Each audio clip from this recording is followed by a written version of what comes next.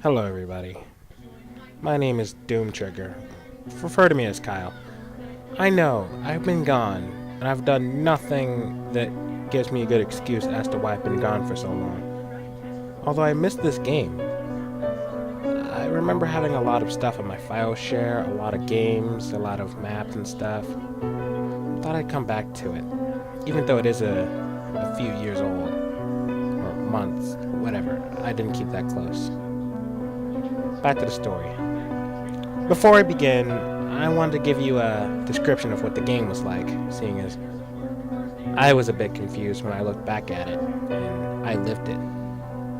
You see, the story was more like, Diablo or something.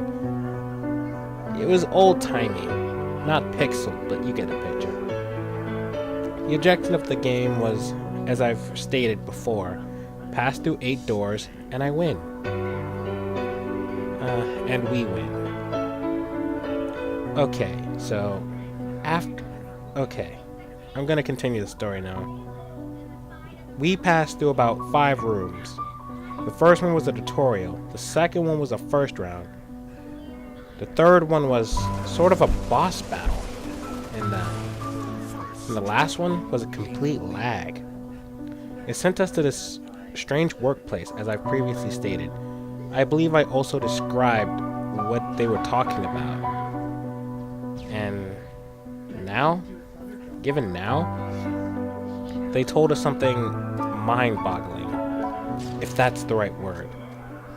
They told us that it was a lie. They never planned to get us out of here if we won. In fact, they were planning to trap us at room 6. I'm not joking. They didn't even bother to build a room 7, but there is a room 8 where they're keeping our parents. Well, David's parents. They leveled us up again and told us that they had so many unfair advantages. We weren't supposed to be that easily to kill. The difficulty wasn't even set that high. But whatever the matter, they helped us. The 2 people. The messengers. They tell us everything we need to know, and then bounces us to room 8 with some interesting new stuff in our inventories. Some health, a new sword, a scythe, and David's character just kept saying, "Thank you. Oh God, thank you." I don't think he wanted to be trapped, and frankly, neither did I. That's how they gotten mini gamers, as Jake's character described. David knew nothing of this place. It was completely out of his mind. But I do see the objective of the game and the sceneries is usually mainly built around the idea of hell. It was an icy wasteland. It's like we're traveling through limbo or something. Okay, anyway. So anyway, we have to fight David's parents now. That's a bit of a pain for me. I thought the goal was to save them. And looking at them just made my stomach churn. They were so distraught. They're crying blood. And they're practically indestructible. Okay, so instead of attacking them randomly like we did the whole way here, we decided to do something different. I believe what I did was just run around. I pulled a switch and something fell on them. It hurt them, but only slightly.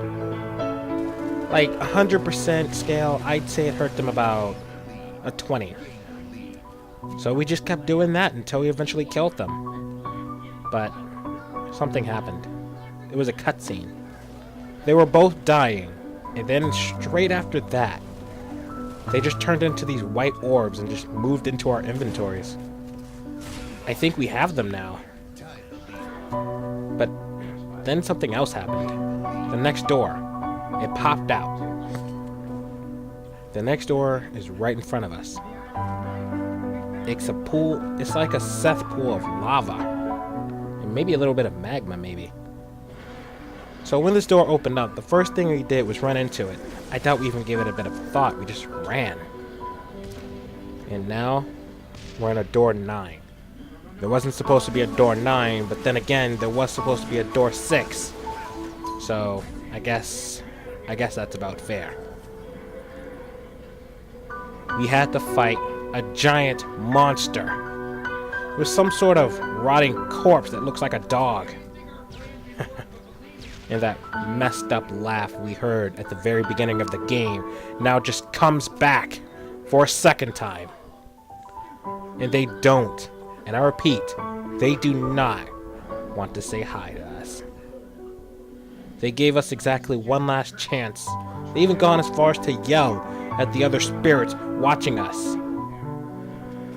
Watching us? Yeah, watching is the right word. They see us. Again, remember what I said about the creations? All of the creations at the very second room? Apparently, those creations are with us right now, watching this last battle. If we win, everybody goes. Well, at least our parents. At least David's parents. Jake did not look so good. Jake was afraid. David, I'm pretty sure he's losing it right now. He's just crying. He was crying right beside me. Ida wasn't doing so good either. I was trembling at the time. I'm not really good at describing horrible scenes, but this place is a graveyard. And when something's dead, it's supposed to stay dead. Not die again and again, coming back and dying again. The screams are mortifying. They're the type of screams you hear and will mess up your mind forever. And considering all the stuff that goes on in this game, yeah. This game is exactly like Diablo, now to think about it. I may be saying the name wrong, but if I am, I'll probably just put the name of the game in the description or something like that. Anyway, as I heard, this is the final battle. A giant zombie wolf wearing armor. And you want to know something? We almost killed it 2 times already. It's not that tough, really it's not, but its specialty. It eats the corpses around it. Say it's almost dead. It'll just keep grabbing one of the dead bodies. Well, sub-dead. And it eats them. And just like that, its health returns to 100%. How do we kill this thing? This thing is pathetically weak, and yet it's immortal in a way. Do we cut its food supply? Do we taint it? I mean, we can't do anything to the bodies. Nothing can be done. Jake's character, I'm gonna call him Leather. So, Leather, he eventually tells us that the dead bodies are the source of his strength. The more he eats, the better he is. But what if he eats too much? Too much of anything can be bad for you, that's what he says. And there's always a way to win a game. Well, that's what I always told myself. Eventually, he had to run out of bodies, or eventually, some of them may fight back. What if he tries to eat Leather? I mean, it's terrible to think that eating him would work. It may even prove to be our greatest mistake. But do you have any better ideas? I wasn't willing to sacrifice Leather just yet. At least not yet. So what I do is I eventually give him more bodies to eat. Only I set mines inside. You know, little explosive magic. If I do that, no chance in hell will it survive. And that's my best thought. I hope for the best. I also tend to prepare for the worst. But I know this will work. So, and now we're here. To the main point where we finally win. It ate too many. It can't eat anymore. We finally beat him. And at that moment, all the lights in the house go out. In fact, all the lights in the neighborhood goes out. I can't see. Then we hear a voice coming from downstairs. It's not a demonic voice, it's actually David and Jake's dad. I can hear him downstairs. The doors are unlocked, so we decide to go down and check it out. There he is. Right there, standing right in front of the refrigerator in the dark room. The refrigerator door is open, and we can see it, that the electricity is active there. Why? It's unlikely to know that something like that works. It's halfway impossible. All the power in the neighborhood is out, except for the refrigerator. What the hell does that mean? And apparently they can't see what I see. And I'm not talking about the fridge this time. I mean, they can't see the black smoke coming from their dad. They can't see it. That's a bit disturbing for me. I step back and tell them to do the exact same thing. The father asks, "Why are you backing away from me? I love you." Eventually, they begin to take notice to the dramatic change in his personality, and they follow me. I don't know what to do. That may be the real dad, but at the same time, no, that is the real dad. But his mind is corrupted. His body, he's nothing but a puppet now. If I could get him out of there, that'd be great. But I don't know how.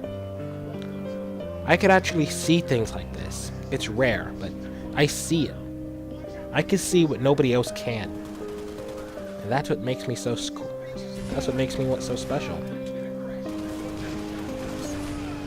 Okay, yeah.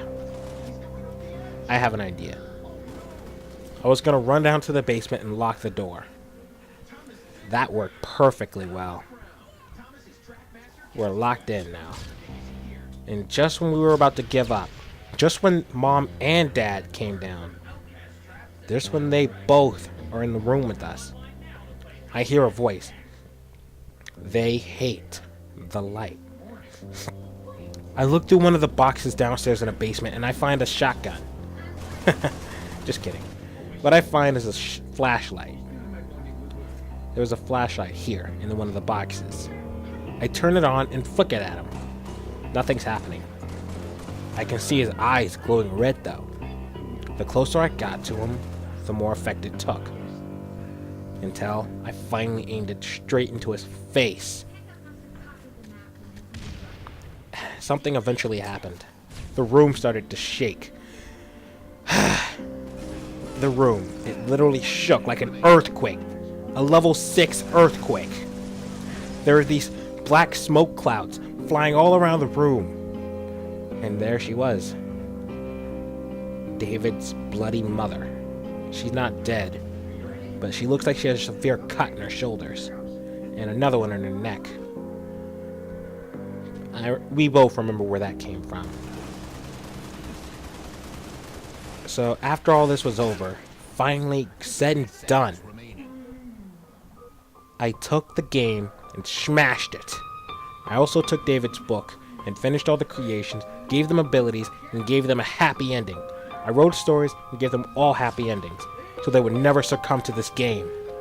It was over at this point. Then became the next day of school. Should I tell you what happened then too? No. There's probably not enough time, but this is when we realized that David was gone. He's gone. Till the next time.